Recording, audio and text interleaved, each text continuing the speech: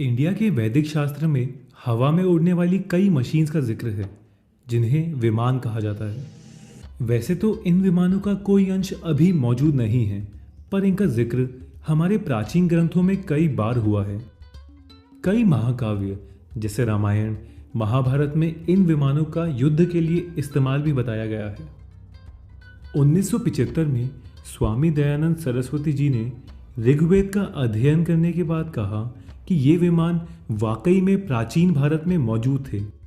उनके द्वारा लिखी गई ऋग्वेद भाष्य भूमिका में इन विमानों का जिक्र वैदिक मंत्रों में किया गया है। रामायण में एक खास विमान का जिक्र है जिसका नाम है पुष्पक विमान।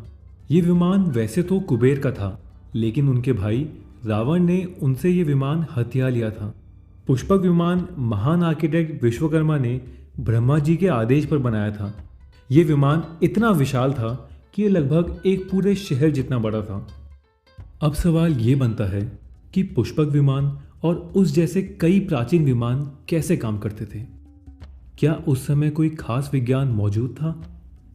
प्राचीन भारत के लोगों ने अलग अलग विमान बनाने और उनको कंट्रोल करने की टेक्निक के बारे में कई चीज़ें लिखी हैं जो कि अभी भी मौजूद हैं।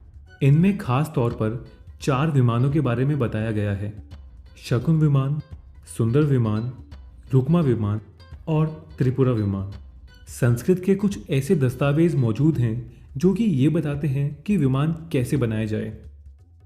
1895 में मुंबई के शिवकुर बापूजी तलपड़े ने इंडिया के प्राचीन ग्रंथों की मदद से एक उड़ने की मशीन बनाई जिसका नाम था मरुत शाखा। इस विमान ने 1800 फीट तक उड़ान भरी और ये सब हुआ राइट ब्रदर्स के दुनिया के पहले प्लेन उड़ाने के 8 साल पहले। जिसका मतलब है दुनिया का पहला प्लेन राइट ब्रदर्स ने नहीं, इंडिया के शिवकुर बापूजी तलपड़े ने बनाया था। कुछ सालों पहले चाइना के आर्कियोलॉजिस्ट ने तिब्बत के ल्हासा में कुछ संस्कृत डॉक्यूमेंट डिस्कवर किए और उनको चंडीगढ़ यूनिवर्सिटी में अध्ययन के लिए भेज दिया। यूनिवर्सिटी के डॉक्टर रुथ रीना ने इन डॉक्यूमेंट्स पर अध्ययन करने के बाद कहा कि इनमें अंतरिक्ष यान यानी कि इंटरस्टेलर स्पेसशिप बनाने के निर्देश हैं। इन डॉक्यूमेंट्स में और भी कई रहस्य जैसे अदृश्य होना, पहाड़ के जितना भारी होने के बारे में बताया गया है। लेकिन हमेशा की तरह यहाँ इंडिया में साइंटिस्ट ने इन डॉक्यूमेंट्स को सीरियसली नहीं लिया।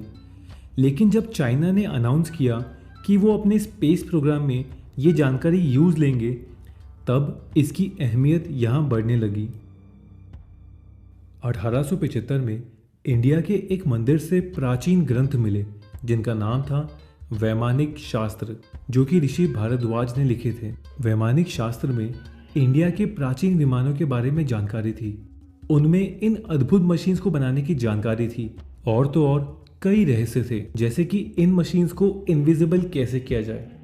वैमानिक शास्त्र को 1959 में संस्कृत से हिंदी में ट्रांसलेट किया गया, फिर बाद में 1973 में इंग्लिश में किया गया।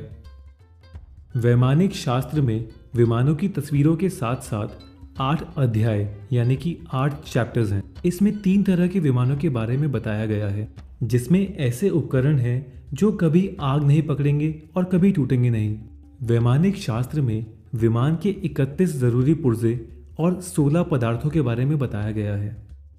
समरंगन सूत्रधार एक वैज्ञानिक ग्रंथ है जो विमान से हवाई यात्रा के बारे में बताता है।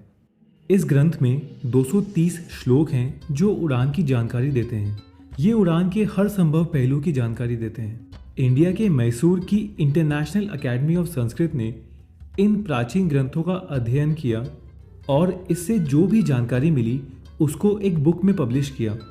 उस बुक का नाम है aeronautics a manuscript from the pre historic past. मानो या ना मानो, पर नासा का नया स्पेसक्राफ्ट ड्रैगन हमारे प्राचीन ग्रंथों के विमान से काफ़ी मिलता जुलता है। अब सबका अलग अलग नज़रिया है।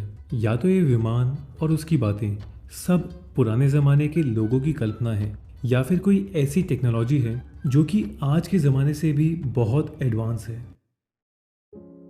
अगर आपको ये वीडियो अच्छा लगा हो तो प्लीज़ वीडियो को लाइक करिए और हमें नीचे कमेंट्स में बताइए, और प्लीज़ इस चैनल को सब्सक्राइब करिए और सब्सक्राइब करने के लिए यहाँ क्लिक करें। Thank you.